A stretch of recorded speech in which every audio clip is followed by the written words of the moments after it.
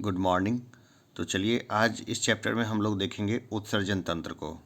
तो उत्सर्जन तंत्र में देखते हैं शरीर की कोशिकाओं में उपापचय के फलस्वरूप कार्बन डाइऑक्साइड यानी CO2, जल, अमोनिया, यूरिया, यूरिक अम्ल आदि कई ऐसे अपशिष्ट पदार्थ बनते रहते हैं जो शरीर के लिए अनावश्यक व हानिकारक होते हैं। अतः इन अपशिष्ट पदार्थों को शरीर के बाहरी वातावरण में विसर्जित कर दिया जाता है।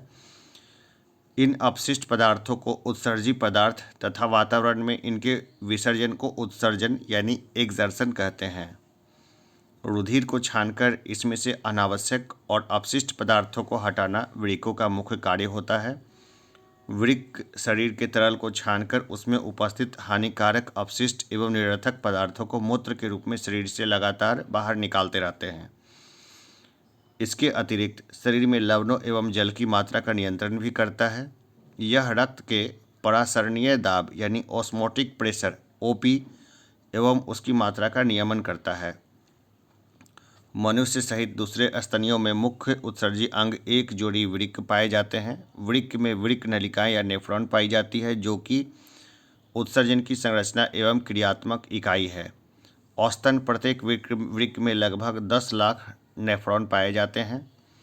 मनुष्य के शरीर में रक्त के शुद्धिकरण की प्रक्रिया डायलिसिस कहलाती है। जब किन्हीं कारणों से वृक्क क्षतिग्रस्त हो जाता है तथा रुधिर को साफ नहीं कर पाता तो ऐसी स्थिति में अपोहक यानी डायलाइजर का उपयोग किया जाता है जो कृत्रिम वृक्क यानी आर्टिफिशियल किडनी के रूप में कार्य करता है। अपोहन या डायलिसिस क्रिया के अंतर्गत घुलनशील पदार्थ का अर्धपारगम्य झिल्ली द्वारा आर पार होना विसरण यानी डिफ्यूजन सिद्धांत के अनुसार कार्य करता है। इसमें रुधिर अर्धपारगम्य झिल्ली द्वारा एक प्रकार से प्रवाहित होता है तथा डायलिसिस घोल विपरीत दिशा में से प्रवाहित होता है।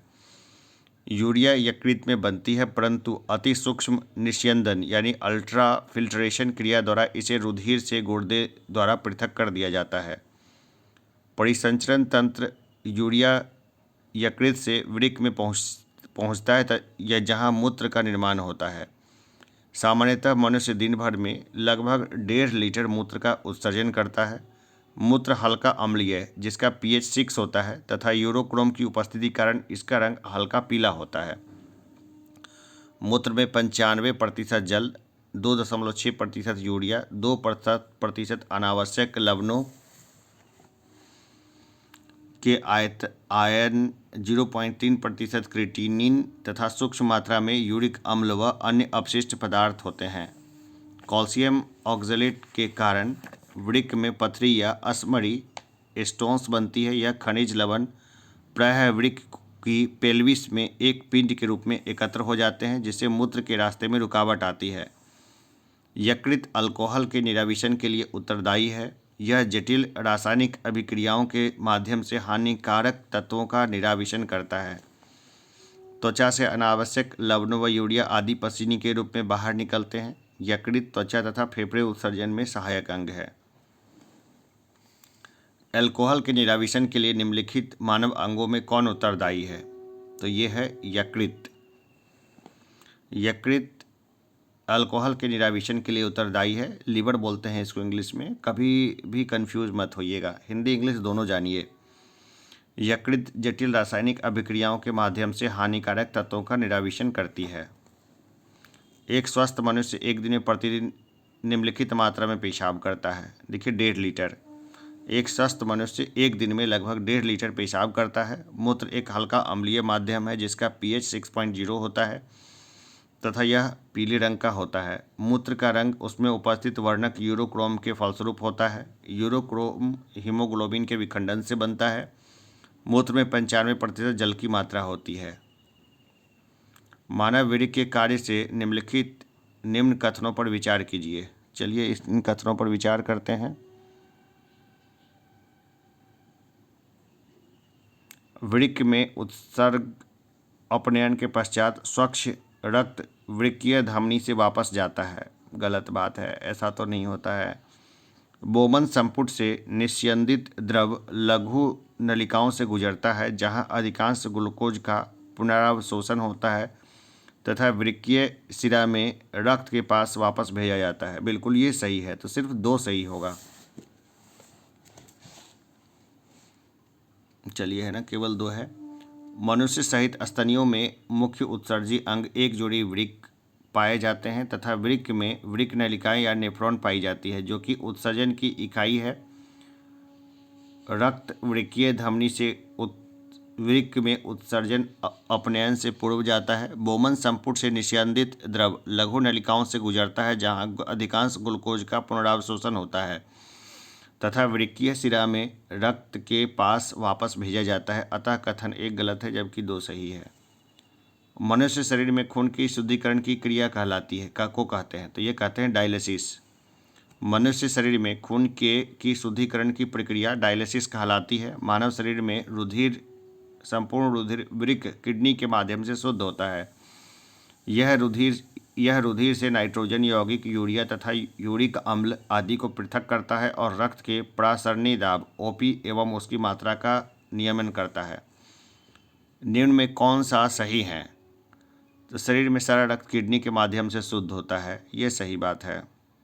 शरीर में सारा रक्त जो है ना, वो किडनी के माध्यम से शुद्ध होता है। डायलिसिस किससे संबंधित है? ये वृक्क से संबंधित है। अपोहन यानी डायलिसिस क्रिया वृक्क से संबंधित है, जो कि कृत्रिम वृक्क के रूप में कार्य करता है। इसका उपयोग उस समय किया जाता है जबकि दोनों वृक्क अपना कार्य करना बंद कर देते हैं। डायलिसिस क्रिया के अंतर्गत घुलनशील पदार्थों का अर्धपारगम्य झिल्ली सेमी पेरियम्बल मेम्ब्रेन द्वारा आर पार होना विसरण यानी डिफ्यूजन सिद्धांत के अनुसार कार्य करता है, जिसमें रुधिर अर्धपारगम्य झिल्ली द्वारा एक तरफ से प्रवाहित होता है तथा डायलिसिस गोल विपरीत दिशा से प्रवाहित होता है। यूरिया किसके द्वारा रक्त से पृथक किया जाता है? तो ये गुर्दा के द्वारा पृथक किया जाता है। यूरिया अति सूक्ष्म निस्यंदन यानी अल्ट्राफिल्ट्रेशन क्रिया द्वारा रुधिर से गुर्दे द्वारा पृथक कर दिया जाता है, क्योंकि यूरिया एक उत्सर्जी पदार्थ है जिसका शरीर से बाहर निकलना अति आवश्यक है। इस प्रकार यूरिया मूत्र के माध्यम से शरीर से बाहर निकल जाती है। मानवों में गुर्दे निम्नलिखित में से किस प्रणाली के अंग हैं? तो ये हैं एक्सक्रीशन के। मानव में गुर्दे या किडनी उत्सर्जन तंत्र यानी एक्सक्रीटरी सिस्टम के प्रमुख अंग है। रुधिर को छानकर इसमें से अनावश्यक और अपशिष्ट पदार्थों को हटाना गुर्दे का मूल कार्य होता है। वृक्क से प्रति मिनट औसत रक्त प्रवाह होता है, तो ये होता है 1200 सीसी। वृक्क मानव शरीर का सबसे महत्वपूर्ण अंग है। इसका मुख्य कार्य रक्त की शुद्धि के साथ शरीर से विषाक्त पदार्थों को मूत्र के माध्यम से बाहर निकालना होता है। मानव वृक्क प्रतिदिन लगभग 1500 लीटर रक्त की शुद्धि करता है तथा लगभग 1.5 लीटर मूत्र में तब्दील करता है। वृक्क से प्रति मिनट 1200 सीसी रक्त प्रवाहित होता है। अपोहक जिसके कार्य संपादन हेतु प्रयुक्त होता है वह है वृक्क। जब वृक्क किन्हीं कारणोंवश क्षतिग्रस्त हो जाता है तथा रुधिर को साफ नहीं कर पाता, तो ऐसी स्थिति में रुधिर को साफ करने हेतु अर्थात इसमें से उत्सर्जी पदार्थ अलग करने के लिए अपोहक यानी डायलाइजर का प्रयोग किया जाता है, जो कि कृत्रिम वृक्क यानी आर्टिफिशियल किडनी के रूप में कार्य करता है।